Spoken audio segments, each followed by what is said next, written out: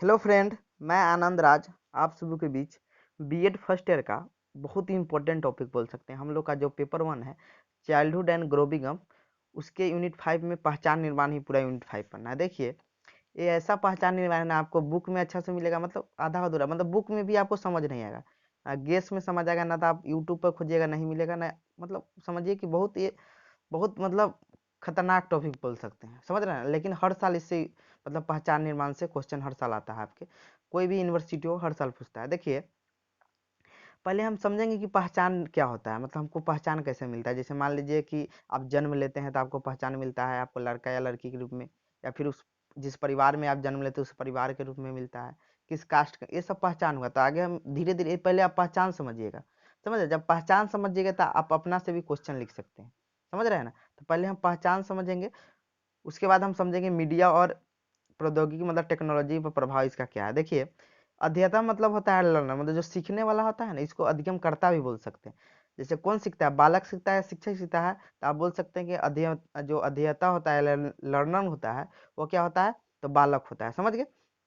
तो आपके एग्जाम में बालक के पहचान निर्माण दे या अध्येता के पहचान दे, समझ रहे हैं ना, दोनों एक ही हुआ। पहले देखिए वर्ड को समझ, साइकोलॉजी का जो वर्ड आप समझ जाइएगा ना, तो क्वेश्चन अपने आप लिख सकते हैं, समझ रहे हैं ना। तो यहाँ पर अध्येता का मतलब क्या हो गया, लर्नर। लर्नर का मतलब सीखने वाला। तो सीखने वाला कौन सीखता है, तो बालक ना सीखता है, तो बालक या अधिगमकर्ता भी बोल सकते हैं इसको, समझ गए। तो ये वर्ड आप समझ जाएगा। तो वही लिखा है कि अध्येता के पहचान निर्माण के अर्थ स्पष्ट करे, अध्येता के पहचान निर्माण में मीडिया प्रौद्योगिकी के प्रभावों का वर्णन करें। तो इसको ऐसे भी क्वेश्चन पूछ सकता है कि बालक या अधिगमकर्ता के पहचान निर्माण का अर्थ स्पष्ट करे, बालक या अधिगमकर्ता के पहचान निर्माण में मीडिया प्रौद्योगिकी के प्रभावों का वर्णन करें। देखिए, इसका इंट्रोडक्शन देखते हैं। लिखा हुआ है, हम जानते हैं कि वर्तमान समय की शिक्षा प्रणाली बाल केंद्रित शिक्षा प्रणाली है। मतलब हम अभी जान रहे हैं कौन शिक्षा प्रणाली चल रहा है, बाल केंद्रित शिक्षा प्रणाली। बाल केंद्रित का मतलब होता है बालक के रुचि आवश्यकता के अनुसार शिक्षा देना, समझ रहे हैं ना। पहले क्या था, शिक्षक केंद्रित था, जो गुरुकुल में जो शिक्षा चलती थी, जो मतलब जो गुरु शिक्षा देते थे पहले के जमाने में, वो क्या था, शिक्षक केंद्रित था। तो शिक्षक जो बोल दिया हो गया, आपको मानना होगा। शिक्षक अपने अनुरूप पढ़ाते थे, लेकिन अभी वर्तमान क्या आ गया कि बालक के अनुरूप हमको चलना है, समझ गए। तो वही कहा गया है कि हम जानते हैं कि वर्तमान समय की शिक्षा प्रणाली बाल केंद्रित शिक्षा प्रणाली है, अतः ऐसे में अध्येता का व्यक्तिगत पहचान अत्यंत जरूरी है। मतलब वही कह रहा है कि ऐसे में अध्येता मतलब बालक का व्यक्तिगत पहचान अत्यंत जरूरी है, समझ गए। फिर लिखा हुआ है कि प्राचीन समय में छात्रों की पहचान उसके वर्ग के आधार पर हुई। देखिए, आप जानते होंगे कि 4 प्रकार का वर्ग होता था, ब्राह्मण, क्षत्रिय, शूद्र और वैश्य। तो उसी का आधार में जो लड़ता था, जो लड़ाई उड़ाई में रहता था, वो क्षत्रिय होता था। जो पूजा पाठ कराता था वो कौन होता था, ब्राह्मण होता था। ये दोनों छोट जाट था, मतलब छोटा, मतलब समझ रहे हैं। तो पहले कोई भी होता था जो लड़ता था, वो क्या होता था कि वो क्षत्रिय के रूप, मतलब मतलब पहले जो प्राचीन समय में छात्रों की पहचान किसके आधार पर होती थी, उसके वर्ग के आधार पर होती, समझ रहे हैं ना। जो ब्राह्मण होगा वही पढ़ेगा, जो लड़ने वाला होगा क्षत्रिय होगा, समझ रहे हैं ना। ये चीज तब पहचान निर्माण आप समझ पाइएगा, समझ गए। तो वही कहा गया कि प्राचीन समय में छात्रों की पहचान उसके वर्ग के आधार पर की जाती थी। जैसे जो लड़ेगा वो क्षत्रिय होगा, जो पूजा पाठ करेगा, जैसे वैदिक काल में आप पढ़े होंगे, समझ रहे हैं ना। तो ये चीज जो मतलब शूद्र और एक वैश्वा होता था, समझ रहे हैं ना। तो ये चीज सब होता था। वही कह रहा है कि प्राचीन समय में छात्रों की पहचान उसके वर्ग के आधार पर की जाती थी, परंतु वर्तमान समय में छात्रों की पहचान विभिन्न निर्धारक के द्वारा की जाने लगी है, ताकि छात्रों को समान शिक्षा, क्षमता के आधार पर शिक्षा, बालक के रुचि के आधार पर शिक्षा, बालक की आवश्यकता एवं व्यक्तित्व के आधार पर शिक्षा दी जा सके। देखिए, वर्तमान समय में है वर्ग के आधार पर नहीं। देखिएगा, मान लीजिए बहुत जैसे पहले था कि जो ब्राह्मण में होगा मतलब पूजा कराएगा, ठीक है। अभी ऐसा बात नहीं है, जिसमें पूजा कराने का गुण हो, समझ रहे हैं ना, वो भी पूजा करा सकता है। जरूरी नहीं कि ब्राह्मण ही पूजा कराए। तो अभी कोई भी बालक का जो पहचान है वो किसके आधार पर है, तो उसके में जो व्यक्तित्व है उसके आधार पर। वही कहा गया है कि परंतु वर्तमान समय में छात्रों की पहचान विभिन्न निर्धारकों द्वारा की है। मान लीजिए जो पूजा कराएगा, अभी मान लीजिए कोई भी कास्ट का हो, पूजा कराएगा, तो पंडित जी उसको हम बोल सकते हैं, पूजा करा रहा है पंडित जी है, समझ रहे हैं ना। तो वही कह रहा है कि वर्तमान समय में छात्रों की पहचान विभिन्न निर्धारकों के द्वारा की जाने लगी है, ताकि छात्रों को समान शिक्षा, मतलब सबको बराबर शिक्षा, समता के मतलब सबको बराबर शिक्षा मिलना चाहिए। फिर कहा है कि बालक के रुचि के आधार पर, मतलब उसका क्या रुचि में रुचि है। मान लीजिए किसी को बायोलॉजी में रुचि है, किसी को मैथ में रुचि है, किसी को आर्ट सब्जेक्ट में रुचि है, तो उसके आधार पर हम शिक्षा दे सकते हैं। फिर बालक की आवश्यकता, मतलब उसकी क्या आवश्यकता, मान लीजिए विशिष्ट बालक है, उसको आवश्यकता कोई चीज़ की होगी, स्पेशल नीड होगा, उसके आधार पर हम शिक्षा दे सकते, उसकी भी पहचान हो सकती है। समझ रहे हैं ना। तो वही कह रहा है कि परंतु वर्तमान समय में छात्रों की पहचान विभिन्न निर्धारकों के द्वारा की जाने लगी है, ताकि छात्रों की समान शिक्षा, क्षमता के आधार पर शिक्षा, बालक की रुचि के आधार पर शिक्षा, बालक की आवश्यकता एवं व्यक्तित्व के आधार पर शिक्षा दी जा सके। समझ गए। फिर लिखा है नीचे, हम जानते हैं कि व्यक्तित्व विभिन्नता के कारण संसार में कोई दो व्यक्ति एक जैसा नहीं है। देखिए, व्यक्तिगत विभिन्नता जानते हैं कि जुड़वा बच्चा भी एक जैसा नहीं है, तो उसमें जरूर कुछ ना कुछ होगा, अंतर जरूर होगा, वो बुद्धि में अंतर हुआ, जो चीज में हो। समझ रहे हैं। तो हम जानते हैं कि व्यक्तिगत विभिन्नता के कारण संसार में कोई दो व्यक्ति एक जैसे नहीं होते हैं, यह एक प्राकृतिक सच्चाई, और यह क्या भी है, एक नेचुरल सच्चाई भी है। समझ रहे हैं, एक प्राकृतिक ट्रुथ भी है, मतलब नेचुरल ट्रुथ भी है। फिर लिखा हुआ है, हम ये भी जानते हैं कि व्यक्तिगत विभिन्नता के कारण बालकों की शैक्षिक क्षमता, बुद्धि, व्यक्तित्व, अभिप्रेरणा आदि विभिन्न क्षेत्रों में भिन्नता पाई जाती है। देखिए कहा गया है कि देखिए, व्यक्तिगत विभिन्नता के कारण बालकों की क्या शैक्षिक क्षमता, शैक्षिक क्षमता का मतलब होता है कि मतलब पढ़ने की क्षमता, समझ रहे हैं ना, मतलब किसी को ज्यादा उपलब्ध, मतलब शैक्षिक क्षमता का मतलब कि एजुकेशन, मतलब उसका एबिलिटी ज्यादा होगा। समझ रहे हैं। बुद्धि इंटेलिजेंस हो गया, व्यक्तित्व पर्सनालिटी हो गया, अभिप्रेरणा मोटिवेशन आदि विभिन्न क्षेत्रों में भिन्नता, मतलब भिन्न भिन्न होती है। अतः ऐसी अवस्था में छात्रों की व्यक्तिगत पहचान ही उसके व्यक्तित्व शिक्षा के मार्ग को प्रदर्शित करती है। मान लीजिए कोई बच्चा होगा, मतलब विशेष आवश्यकता, मतलब इसको विशेष आवश्यकता होगी, कोई चीज़ को पढ़ने में दिक्कत हो रहा है, तो उसको एक अलग इसको मतलब विधि से पढ़ाएंगे। समझ रहे हैं। तो वर्तमान समय में बाल केंद्रित शिक्षा प्रणाली चल रहा है, इसमें बालक को हमको व्यक्तिगत पहचान देना बहुत जरूरी है, तब उसके लिए हम व्यक्तिगत शिक्षा के मार्ग को प्रस्त कर सकते हैं। समझ रहे हैं ना। फिर लिखा है, अध्येता के पहचान का अर्थ। देखिए, मतलब पहचान का क्या अर्थ होता है, अध्येता दे या बालक दे, बात वही है। अध्येता के व्यक्तिगत पहचान से तात्पर्य यह है कि छात्रों के अंदर निहित व्यक्तित्व से है, जिसके कारण एक बालक दूसरे बालक से भिन्न होता है। देखिए, प्रत्येक बालक का अपना अपना व्यक्तित्व होता है। समझ रहे हैं, पर्सनालिटी अपना अपना होता है। समझ रहे हैं। तो वही कहा है कि अध्येता के व्यक्तिगत पहचान से तात्पर्य यह है कि छात्रों के अंदर निहित व्यक्तित्व से है, जिसके कारण एक बालक दूसरे बालक से भिन्न होता है, अर्थात प्रत्येक बालक की अपनी अपनी पहचान होती है। दूसरे शब्दों में, वैसे सामाजिक या व्यक्तिगत गुण जो बालकों को एक दूसरे से अलग पहचान बनाता है, आइडेंटिटी यानी पहचान कहलाता है। मतलब देखिए, कोई भी दो बालक हो, सामाजिक हो या व्यक्तिगत हो, व्यक्तिगत सामाजिक मतलब है कि मान लीजिए कोई दूसरा कास्ट से है, दूसरा कास्ट है, हो सकता है कि वह दूसरा धर्म का हो, हिंदू हो, कोई मुस्लिम हो, कोई सिख, तो उससे भी तो एक पहचान मिला कि हाँ हिंदू कास्ट का है वो, मतलब हिंदू मतलब धर्म का है वो, मतलब बोल सकते हैं इस्लाम धर्म का है, जो बोल सकते हैं मतलब मुस्लिम धर्म है, ये सब चीज़। तो वही कहा है कि दूसरे शब्दों में, वैसे सामाजिक या व्यक्तिगत, व्यक्तिगत मतलब आपके अंदर बुद्धि, दो बालक के सामने कर दीजिएगा तो उसकी बुद्धि में आपको अंतर मिल सकता है। समझ रहे हैं। तो वही कहा गया है कि दूसरे शब्दों में, वैसे सामाजिक या व्यक्तिगत गुण जो बालकों को एक दूसरे से अलग पहचान बनाते हैं, आइडेंटिटी या पहचान कहलाते हैं।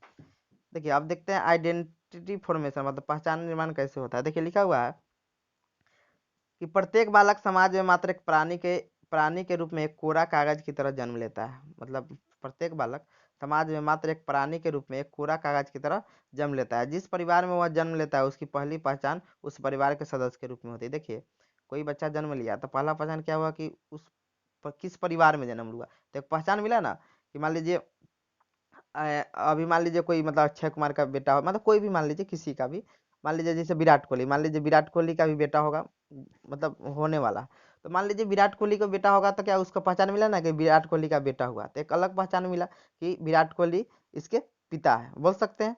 तो वही कह रहा है कि जिस परिवार में मतलब वही प्रत्येक बालक समाज में मात्र एक प्राणी के रूप कोरा कागज के रूप की तरह जन्म लेता है। जिस परिवार में वह जन्म लेता है, उसकी पहली पहचान उस परिवार के सदस्य के रूप में होती है। मतलब विराट कोहली का बोलेंगे ना, विराट कोहली का ही परिवार का सदस्य बन गया, जो बच्चा उस परिवार में जन्म लेगा, रूप में होती है। दूसरी पहचान आयु वर्ग से होती है। उसके बाद वो अपनी क्षमता का प्रदर्शन कर, मान लीजिए कोई क्रिकेट में अच्छा खेलेगा तो उसका पहचान होगा कि हाँ अच्छा क्रिकेट में पहचान होगा। फुटबॉल खेलेगा, मान लीजिए उसकी मतलब मम्मी विराट कोहली की मान लीजिए कि पत्नी है अनुष्का शर्मा, तो फिल्म मतलब एक्ट्रेस है, मतलब हीरोइन है, तो उसमें उसको मान लीजिए उसको मन लगा तो हीरो बन सकता है। समझ रहे हैं ना। तो वही कर रहा है। उसके बाद वो अपनी क्षमता का प्रदर्शन कर इस बात की पुष्टि करता है कि वो मनोशारीरिक रूप से वह कितना स्वस्थ है। फिर वह विद्यालय, समाज एवं अन्य तत्वों के संपर्क में आता है, जहाँ उसे अलग अलग रूपों में पहचान मिलती है। मान लीजिए स्कूल में जाएगा तो उसको एक अलग पहचान बनाएगा कि हाँ वह इस स्कूल का स्टूडेंट है। समझ रहे हैं। जैसे मान लीजिए दून दून बहुत महंगा स्कूल है, दून पब्लिक स्कूल बहुत महंगा बोल सकते हैं देहरादून में, तो मान लीजिए उसमें जाएगा तो बोलेगा हाँ दून का स्टूडेंट है। समझ रहे, तो उसमें एक पहचान मिलेगा। फिर लिखा है, नीचे लिखा है, बालक का वह प्रारूप जिसके आधार पर उसे चिन्हित किया जाता है उसकी आइडेंटिटी कहलाती है। मतलब बालक का वह प्रारूप मतलब जिसके आधार पर हम उसको चिन्हित करेंगे ना, उसी को क्या कहते थे, आइडेंटिटी कहते हैं। अब देखते हैं पहचान निर्धारित करने वाले निर्धारक। देखिए ये सब पूरा बेसिक चीज है, कोई भी क्वेश्चन पूछे आपको पहचान निर्माण में ये चीज आपको लिखना होगा, समझ रहे हैं। अब बाद में जो क्वेश्चन इंक्लूड करे उसमें आपको क्या करना होगा, वो जो चीज पूछेगा उसको लिखना होगा। देखिए लिखा हुआ है कि बालक या अध्येता के पहचान को निर्धारित करने वाले समाज में अनेक निर्धारक है, जो न केवल उसकी पहचान होती है बल्कि उसकी पहचान को निर्धारित करने वाले महत्वपूर्ण निर्धारक की भूमिका अदा करती है। ठीक है, हम जानते हैं कि वर्तमान समय में कोई भी बालक का पहचान अत्यंत जरूरी है, क्योंकि वर्तमान समय में बाल केंद्रित शिक्षा प्रणाली चल रही है। अब देखते हैं, देखिए इसको आप डायग्राम से ही बना सकते हैं। देखिए बना दिए हैं कि कौन कौन पहचान निर्धारित करता है, मतलब लर्नर को यानी बालक को। देखिए लिखा है कि पहचान निर्धारित करने वाले निर्धारक इंग्लिश में डिटर्मिनेट ऑफ आइडेंटिटी लिख दिए हैं। देखिए दो भागों में बांट दिए हैं। देखिए यहाँ पर आप देख सकते हैं, एक यहाँ पर है एक यहाँ पर है। देखिए लिखा हुआ है इंडिविजुअल आइडेंटिटी मतलब व्यक्तिगत पहचान, और दूसरा है सोशल आइडेंटिटी मतलब सामाजिक पहचान। देखिए लिखा हुआ है कि इंडिविजुअल आइडेंटिटी में सेक्स मतलब सेक्स के आधार पर ही पहचान मिलता है, लड़का या लड़की के रूप में, ये नीचे लिखा हुआ है। फिर एज के आधार, मान ली 2 साल होगा तो बोला जाएगा 2 साल का बच्चा, मतलब 2 साल 4 साल, ये सब। पर्सनालिटी सबका अपना अपना पर्सनालिटी, स्पेशल नीड बोले हैं कि जो सीखने वाला बच्चा होता है उसे विशिष्ट बालक भी बोलते हैं। इंटेलिजेंस मतलब बुद्धि। फिर देखिए इधर सोशल आइडेंटिटी में लिखा है कास्ट मतलब जाति, क्लास वर्ग बोल सकते हैं, वर्ग का मतलब यहाँ आर्थिक हस्तर हुआ बोल सकते हैं। सबसे धनिक वर्ग होता है, मध्यम वर्ग होता है, फिर निम्न मतलब गरीब वर्ग होता है। रिलीजन मतलब धर्म हो गया, लैंग्वेज मतलब भाषा हो गया, फिर पीर ग्रुप। पीर ग्रुप का मतलब एक समूह होता है, जैसे मान लीजिए अभी चल रहा है बजरंग दल चल रहा है, तो एबीपी, ये सब क्या है, एक मतलब एक पीर ग्रुप बोल सकते हैं, समझ रहे हैं ना। आइए आप देखते हैं इंडिविजुअल इंटेलिजेंट में क्या लिखे हैं, सॉरी इंडिविजुअल आइडेंटिटी में क्या लिखा है। पहला है सेक्स, प्रत्येक मनुष्य बालक या बालिका के रूप में जन्म लेता है जिसकी उसकी पहचान होती है, मतलब उसके रिप्रोडक्टिव ऑर्गन देखकर, बायोलॉजिकल ऑर्गन देखकर, मतलब बायोलॉजिकल के आधार पर हम क्या करते हैं, सेक्स का वर्गीकरण करते हैं बालक या बालिका के आधार पर। जेंडर क्या होता है कि वह सोशल कंडर मतलब समाज के द्वारा निर्धारित किया गया कि लड़का ये काम करेगा, लड़की वो काम करेगी, समझ रहे हैं। तो पूछेगा सेक्स क्या है, तो एक बायोलॉजिकल टर्म है जो मतलब लड़का या लड़की को मतलब डिटर्मिन मतलब निर्धारित करता है, समझ रहे हैं। और जेंडर क्या है, एक सोशल मतलब समाज द्वारा बनाया गया, समझ रहे हैं। फिर दूसरा है एज, एज मतलब उम्र लिख सकते हैं, समझ रहे हैं ना। आयु के आधार पर भी पहचान की जाती है, जो 2 साल 4 साल, समझ गए, ईटीसी लिख सकते हैं। फिर तीसरा है बुद्धि, बुद्धि को इंटेलिजेंस यहाँ पर लिख सकते हैं। लिखा है बुद्धि के आधार पर भी बालक की पहचान होती है, जैसे 140 से अधिक बुद्धि वाले बालक को प्रतिभाशाली बालक, 89 से 110 तक के बुद्धि वाले को सामान्य या औसत बालक, 89 से कम बुद्धि लब्धि वाले समान बुद्धि वाले बालक को समान से कम बुद्धि वाले बालक की श्रेणी में आते हैं। अब देखते हैं व्यक्तित्व मतलब पर्सनालिटी भी यहाँ लिख सकते हैं। हम जानते हैं कि हर मनुष्य का अपना अपना व्यक्तित्व होता है जिसके आधार पर वो खुद को वातावरण में स्थापित करता है। चौथा पांचवा है विशेष आवश्यकता, कुछ बालक ऐसे होते हैं जिनकी शारीरिक या मानसिक स्थिति समान नहीं होती है, जिसे विशिष्ट विशेष आवश्यकता वाले बालक या विशिष्ट बालक कहते हैं। ऐसे बालक की पहचान उनके विशेष आवश्यकता के कारण होती है। अब देखते हैं सोशल आइडेंटिटी। कास्ट, पहला है कास्ट। हम जानते हैं कि हर जाति अपनी कुछ अलग विशेषता रखता है, देखिए रखता है जो बालक पर साफ दिखाई देता है, जिसके आधार पर उसके एक अलग पहचान बनता है। देखिए यहाँ जाति कैसे पहचान देता है, जैसे मान लीजिए कि जो मारवाड़ी लोग होते हैं वो के बिजनेस पर ज़्यादा फोकस करते हैं, तो मतलब एक हुआ ना कि बच्चा को एक अलग पहचान मिल रहा है, ये बच्चा बिजनेस कर रहा है। तो मान लीजिए अब जो पंडित जी में जन्म लेगा, समझ रहे, वो पूजा ही कराएगा, मतलब ज्यादातर ये देखा जाता है। तो एक पहचान मिलता है कि उसके जाति से ही उसको पहचान मिलता है, समझ रहे हैं ना। तो मतलब जो पूजा करा रहा है उसको मतलब पंडित जी बोला जाता है, समझ रहे हैं। तो वही कह रहा है कि हम जानते हैं कि हर जाति अपनी कुछ अलग विशेषता रखता है, समझ। जो कुशवाहा जी होते हैं तो वो मतलब थोड़ा खेती बाड़ी पर ज़्यादा ध्यान देते हैं। जो यादव जी लोग रहते हैं तो मतलब बोल सकते हैं कि मतलब गाय भैंसी मतलब ये सब चीज़ बहुत ज़्यादा रखते हैं, भैंसी ये सब चीज़, समझ रहे हैं। तो ये मतलब इस जाति को इंडिकेट कर रहा है, समझ रहे। तो वही कह रहा है कि हम जानते हैं कि हर जाति अपनी कुछ अलग विशेषता रखता है जो बालक पर साफ दिखाई देता है, जिसके आधार पर उसको एक अलग पहचान मिलती है, समझ गए। फिर लिखा हुआ है क्लास, वर्ग। वर्ग के आधार पर भी वर्ग के आधार पर भी पहचान किसी बालक का होता है। यहाँ वर्ग का तात्पर्य आर्थिक स्तर है। आर्थिक मतलब इकोनॉमिक मतलब पैसा से। वैसे जैसे उच्च वर्ग मतलब सबसे जो धनिक होगा उसको उच्च वर्ग बोलेंगे, जो बीच में रहेगा उसे मध्यम वर्ग बोलेंगे, जिसे निम्न मान लीजिए सबसे ज्यादा धनिक होगा क्या बोलेंगे, वो उच्च वर्ग के अंतर्गत आता है, तो उससे भी पहचान मिला ना। फिर मध्यम वर्ग बोलेंगे, जिसको बीच में होगा वो मध्यम वर्ग आ जाएगा। निम्न वर्ग मतलब जो सबसे गरीब कास्ट का है, समझ गए। फिर लिखा है धर्म। हम जानते हैं कि दुनिया में जितने भी लोग जन्म लेते हैं किसी न किसी धर्म के अंतर्गत जरूर लेते हैं। बालक या अध्येता का पहचान धर्म के आधार पर होता है, जैसे हिंदू, मुस्लिम, सिख, ईसाई, etc। फिर लिखा है भाषा। भाषा के आधार पर भी बालक का पहचान होता है। हम जानते हैं कि प्रत्येक क्षेत्र का अपना अपना भाषा होता है, मतलब हर क्षेत्र का अपना, जैसे नॉर्थ इंडिया का हिंदी है, साउथ इंडिया का इंग्लिश है, समझ रहे हैं ना। तो ये चीज़ सब है। भाषा के टोन से भी स्थान का पता चलता है। मान लीजिए आप अभी हम मुजफ्फरपुर में, तो मुजफ्फरपुर कहते हैं मगही टाइप का बोला जाता है, मतलब मगही तो वहाँ बोला जाता है मिथिलांचल में, मिथिला मतलब। और देखिए उधर चल जाइए आप, मगही बोला जाता है यहाँ मुजफ्फरपुर में। और देखिए, और मैथिली बोला जाता है आपको मधुबनी साइड में। कोई मैथिली बोलेगा तो आप नहीं पता कर लीजिएगा ये मधुबनी साइड का है। मगही बोलेगा बोल दिया मुजफ्फरपुर का। कोई भोजपुरी बोलेगा बोल सकते हैं मोतिहारी साइड का है, समझ रहे हैं। फिर कोई छपरा छपरा साइड का थोड़ा अलग लैंग्वेज हो जाता है। तो भाषा के टोन से भी स्थान का पता चलता है। अब देखते हैं पीर ग्रुप, मतलब एक स्तर का समूह, जैसे छात्र समूह हुआ, शिक्षकों का समूह हुआ, कर्मचारियों का समूह, जैसे बजरंग दल, ये सब क्या है, एक पीर ग्रुप है। समझ, उसमें एक समूह, एक स्तर का समूह होता है, समझ गए। ETC हो गया। अब देखते हैं पहचान निर्माण में। देखिए संचार या मीडिया दे, दोनों का मतलब एक ही होता है, समझ गए। मतलब पहचान निर्माण में संचार या मीडिया माध्यमों का क्या महत्व है, समझ रहे हैं ना।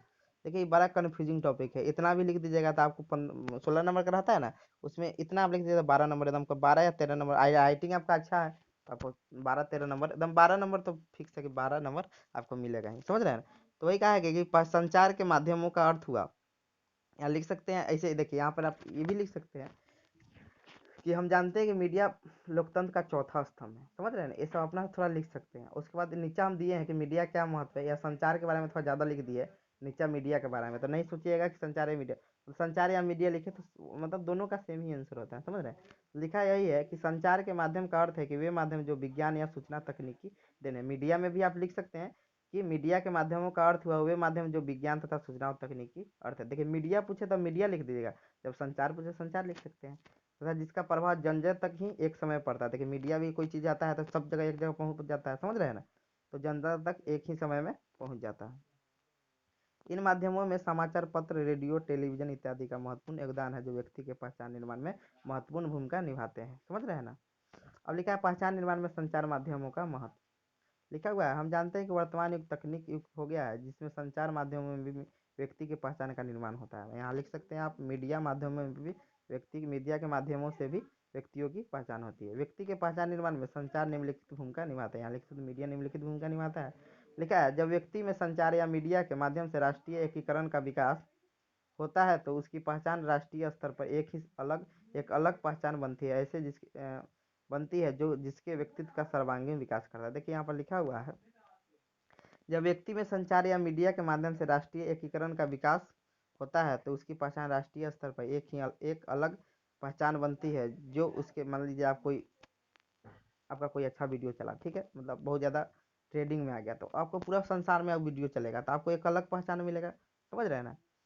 तो जो जिसके, जैसे मान लीजिए अभी खान सर है, वो पटना का बहुत, मतलब इतना उनका, मतलब बोल सकते हैं कि इतना ज़्यादा उनको एक अलग पहचान मिल चुका है, समझ रहे हैं, मतलब सब जगह उनको आदमी पहचानने लगा है। तो किसके माध्यम से संपर्क हुआ, तो मीडिया के माध्यम से, समझ, यूट्यूब तो मीडिया ही समझ लीजिए, तो उसी के माध्यम से संभव हुआ। फिर लिखा है दूसरा पॉइंट है, हम जानते हैं कोई भी व्यक्ति समाचार, रेडियो, टेलीविजन इत्यादि से वायु, जल तथा ध्वनि प्रदूषण की हानियों के प्रति जागरूकता उत्पन्न करेगा, जो उसका एक अलग पहचान बनाता है। मान लीजिए आप कोई एक अलग एक वीडियो बनाए जिसमें आप टेलीविजन इस सब पर आप जल हुआ, ध्वनि प्रदूषण इस सब के बारे में एक वीडियो बनाए, वो वीडियो मतलब पूरे संसार में चलेगा तो उसका एक अलग पहचान बनेगा ना, कि आप बहुत अच्छा मतलब वीडियो बनाए हैं, समझ रहे हैं। तो वही कह रहा है कि हम जानते हैं कोई भी व्यक्ति समाचार, रेडियो, टेलीविजन इत्यादि से वायु, जल तथा ध्वनि प्रदूषण की हानियों के प्रति जागरूकता उत्पन्न करेगा तो उसका एक अलग पहचान बनता है। यह पहचान समाचार, रेडियो, टेलीविजन के माध्यम से भी संभव है। मतलब देखिए, मान लीजिए टेलीविजन पर आपका वीडियो आया तो पूरा आपका बिहार, पूरा भारत, पूरा देश देखेगा, पूरा सब देखेगा, तो उसे एक अलग पहचान मिलेगा ना कि हाँ बिहार का एक बच्चा था, ये इतना नाम था, एक अलग पहचान आपको मिलेगा, समझ रहे हैं ना। फिर लिखा है तीसरा, राष्ट्रीय विकास की योजनाएं और उपलब्धि की जानकारी देना। हम जानते हैं कि जब से संचार व्यवस्था आई है, दुनिया एक संपर्क के रूप में उभरा है, मतलब एक तरह से जुड़ गया है, समझ रहे हैं। एक मिनट में कोई चीज़ वायरल होता है, सबके पास चल जाता है, समझ गए। फिर चौथा है दूरदर्शन में विभिन्न प्राकृतिक घटनाओं को दिखाकर निरीक्षण शक्ति का विकास करना। फिर है पांचवा है सामाजिक कुरीतियों को खत्म करने के लिए जागरूकता करना, मतलब मीडिया का ये भी है कि सामाजिक कुरीतियों को खत्म करने के लिए जागरूक करना। फिर छठा है जीव जंतु एवं जीवों के बारे में बताना। फिर है सातवां है वैज्ञानिक रुचि एवं जिज्ञासाओं का विकास करना। समझ गए। अब देखते हैं, यहाँ लिख दीजिएगा तकनीक का पहचान निर्माण में महत्व। लिखा हुआ है तकनीक अंग्रेजी भाषा के शब्द टेक्नोलॉजी शब्द का हिंदी रूपांतर है। टेक्नोलॉजी शब्द को अधिकतर मशीनी या मशीन संबंधी प्रयत्नों में मतलब लोग जोड़ते हैं। वर्तमान समय में तकनीक का अर्थ है दैनिक जीवन में वैज्ञानिक ज्ञान का प्रयोग करने की विधियां। मतलब अभी तकनीक का अर्थ क्या हुआ कि दैनिक जीवन में वैज्ञानिक ज्ञान का प्रयोग करने की विधि। हम जानते हैं कि वर्तमान युग तकनीक का युग आ गया है। बिना तकनीक का कोई भी काम करना आसान नहीं है। अर्थात तकनीक का तत्व हुआ कि किसी भी प्रयोगात्मक कार्य जिसमें वैज्ञानिक ज्ञान या सिद्धांत का प्रयोग किया जाता है। मतलब टेक्नोलॉजी का भी सबसे सिंपल मतलब क्या हुआ कि तकनीक का तात्पर्य क्या हुआ कि किसी भी प्रयोगात्मक कार्य जिसमें वैज्ञानिक ज्ञान या सिद्धांत का प्रयोग किया जाता हो। टेक्नोलॉजी ग्रीक भाषा के टेक्नोकस से निकला जिसका अर्थ था कला। लेकिन लैटिन देखिए, ग्रीक भी एक भाषा है, लैटिन भी भाषा है, वैसे इंग्लिश भी एक भाषा है, संस्कृत भी एक भाषा है, हिंदी भी वैसे भाषा। इसका अर्थ क्या होता है कला। लेकिन टेक्नोलॉजी लैटिन भाषा टेक्सिया से क्या टेक्सचर शब्द से निकला जिसका अर्थ होता है निर्माण करने वाला। मतलब टेक्सचर शब्द से निकला जिसका अर्थ क्या होता है निर्माण करने वाला। देखिए लिखा है व्यक्ति के पहचान निर्माण में तकनीक की महत्वपूर्ण भूमिका होती है जो निम्न प्रकार से व्यक्ति के पहचान निर्माण में भूमिका निभाती है। पहला है व्यक्ति के राजनीतिक कारक पर। समझ रहे हैं। लिखा हुआ है तकनीक व्यक्ति के राजनीतिक परिस्थिति राजनीतिक नीतियाँ राजनीतिक उद्देश्य पर विकास पर उस व्यक्ति के एक अलग पहचान राष्ट्र के प्रति बनाती है। समझ गए। फिर दूसरा है व्यक्ति के शैक्षिक कारक पर। हम जानते हैं कि वर्तमान समय का युग तकनीक का युग हो गया है, जिसमें तकनीक के माध्यम से वर्तमान समय में शिक्षा एवं परीक्षण देने की बात चल रही है। देखिए अभी लॉकडाउन में क्या था, टेक्नोलॉजी नहीं रहता तो हो पाता। समझ रहे हैं ना। लॉकडाउन में जैसे बच्चा सब ऑनलाइन पढ़ा है, ये टेक्नोलॉजी नहीं रहता तो बच्चा पढ़ पाता नहीं पढ़ पाता। वही कर रहा है कि हम जानते हैं कि वर्तमान समय का युग तकनीक का युग हो गया है, जिसमें तकनीक के माध्यम से वर्तमान समय में शिक्षा एवं परीक्षण देने की बात कही जा रही है। यदि शिक्षकों को तकनीकी क्षेत्र में उचित स्तर पर सुनियोजित परीक्षण दिया जाए तो शिक्षक तकनीक के विकास में मील का पत्थर साबित होगा। मतलब टीचर में जब टेक्नोलॉजी का विकास हो जाएगा तो बच्चा में भी वो चीज़ देंगे। फिर लिखा है मनोविज्ञान। देखिए मनोवैज्ञानिक कारक पे आप लिख सकते हैं। देखिए कैसे लिखेगा, देखिए मनोवैज्ञानिक कारक पर भी तकनीक प्रभाव डालता है। देखिए अब मान लीजिए आप कोई काम कर रहे हैं, ठीक है, तो उस काम को आप जनरल तरीका से कीजिएगा तो उतना अच्छा नहीं हो पाएगा। लेकिन वही काम को आप एक अच्छा तरीका से एक मतलब तकनीक के माध्यम से एक टेक्निक के माध्यम से कीजिएगा तो अच्छा से होगा। तो आपका एक अलग मान लीजिए 10 काम किया आदमी और 10 में आप अलग मतलब तकनीक के माध्यम से किए तो आपका एक अलग पहचान बन गया। समझे। तो मनोवैज्ञानिक कारक पर भी इसका प्रभाव पड़ता है। आर्थिक कारक, मान लीजिए आप कोई आर्थिक खेती कर रहे हैं, ठीक है, तो आप तकनीक के माध्यम से कीजिएगा, टेक्निक से कीजिएगा तो खेती में अच्छा फायदामंद होगा। नहीं कीजिएगा तो आपका तो वही आपका आएगा तो किसान के रूप में होगा ना कि वो इस तकनीक से जैसे भी सीरी विधि चल रहा है धान रोपने का, समझ रहे, इससे आप कीजिएगा एक तकनीक है तो उससे कीजिएगा तो आपका हाँ कि उस गांव का किसान सीरी विधि से कर रहा था, एक आपका एक अलग पहचान मिला। समझे। फिर लिखा है सामाजिक एवं सांस्कृतिक कारण। लिखा हुआ है हम जानते हैं कि शिक्षा का दर्पण समाज एवं संस्कृति होता है। जैसा समाज होगा वैसी संस्कृति होगी, वैसी वहाँ की शिक्षा होगी। जिस समाज में तकनीक के प्रति जागरूकता है उस समाज का एक अलग ही पहचान है। ठीक है। तो सुनिए इसमें आप निष्कर्ष लिख सकते हैं, अपना से लिख दीजिएगा। ऐसे लिखिएगा, हम बता देते हैं, कुछ हिंट देते हैं कि लिखिएगा कि उपरोक्त विवरण से स्पष्ट होता है कि वर्तमान समय में कोई भी बालक का व्यक्तिगत पहचान बहुत जरूरी है। क्योंकि अभी बाल केंद्रित शिक्षा प्रणाली चल रहा है। क्योंकि बाल केंद्रित शिक्षा प्रणाली में प्रत्येक बच्चा को बालक के रुचि के आधार पर आवश्यकता के आधार पर शिक्षा दी जा रही है, इसीलिए व्यक्तिगत पहचान जरूरी है। और साथ ही वर्तमान समय में व्यक्तिगत पहचान हमें तकनीक और संचार के माध्यम से भी मिलता है, जो बहुत ज़्यादा ही तकनीक एवं संचार के बारे में जानकारी होना चाहिए। समझ गए। इतना आप लिख सकते हैं। Thank you. और भी जोड़ सकते हैं।